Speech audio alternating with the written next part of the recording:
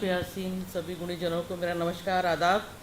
और मैं अंजू कवात्रा दिल्ली से ही हूँ और गालिब एकेडमी के मंच पर पहली बार कहानी पढ़ने आई हूँ।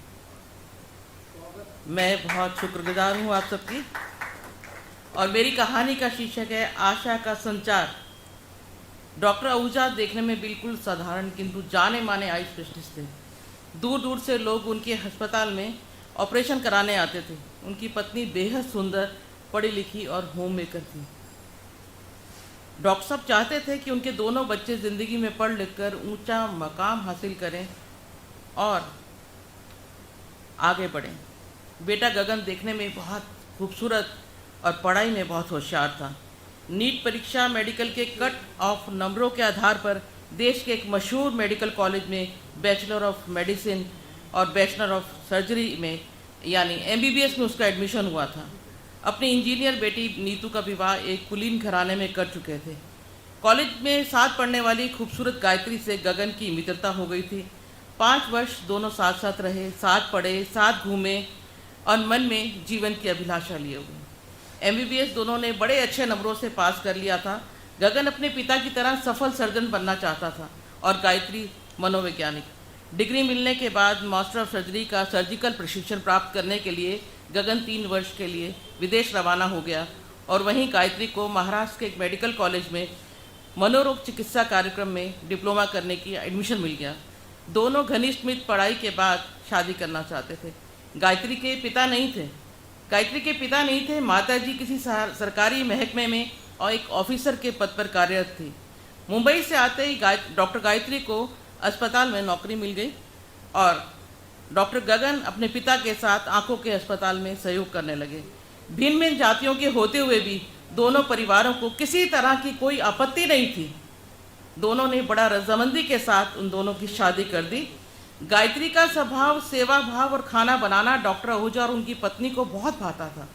डॉक्टर दंपति अक्सर कहते थे, गायत्री बेटा, आप में मुझे नीतू का अक्स नजर आता है। जब से आई हो ना, मुझे नीतू की कमी महसूस नहीं होती। 1 वर्ष के पश्चात गायत्री और गगन के घर सुंदर सी बिटिया मायरा ने जन्म लिया तो परिवार की खुशियों का ठिकाना ही ना रहा। डॉक्टर दंपति ने रंग बिरंगे गुब्बारों से घर को सजा दिया। अस्पताल से छुट्टी होने पर स्वागत की थाली लिए दरवाजे पे खड़े रहे गायत्री।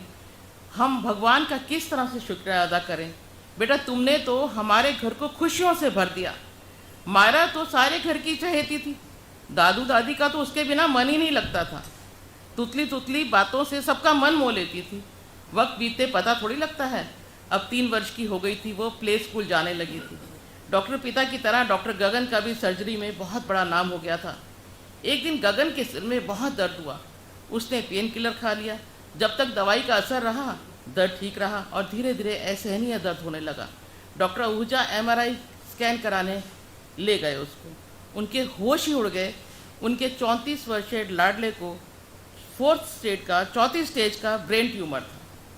तो बस फिर क्या था, अस्पतालों की भागदौड़ शुरू हो गई।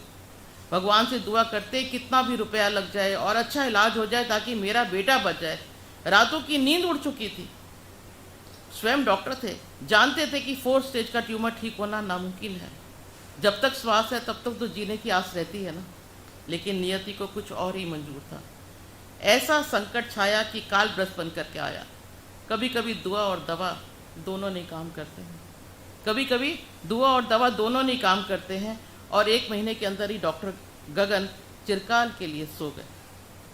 घर में मातम सा छा गया। एक ऐसी क्षति जिससे पूरा परिवार टूट गया। माँ बहन का तो कलेजा ही फट गया। पत्नी गायत्री को बेहोशी के फिट पड़ने लगे और घाव इतना गहरा था कि भरपाई ना हो पाएगी।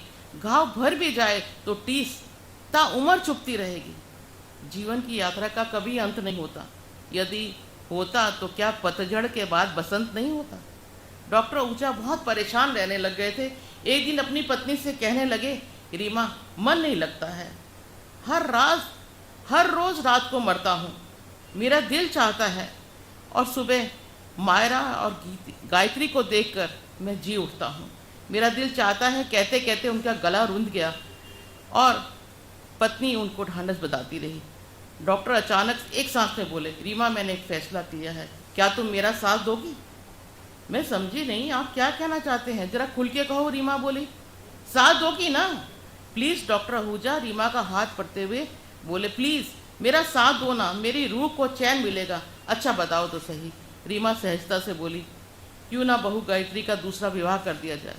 ये सुन रीमा हतप्रभ रह गई और अपने हाथ झटकते हुए बोली, आप क्या कह रहे हैं? अभी तो मेरे बेटे को गए। इतना ही बोली कि बराबर में खड़ी नीतू भी जोर जोर से रोने लगी। नीतू का इकलौता भाई इस दुनिया को छोड़ के चला गया। माँ बेटी को डॉक्टर साहब समझाने लगे, देखो अभी मायरा मात्र 4 वर्ष की है और गायत्री तो मेरी बच्ची है। मायरा तो 4 वर्ष की है और गायत्री तो मेरी बच्ची है, उसकी उम्र ही क्या है?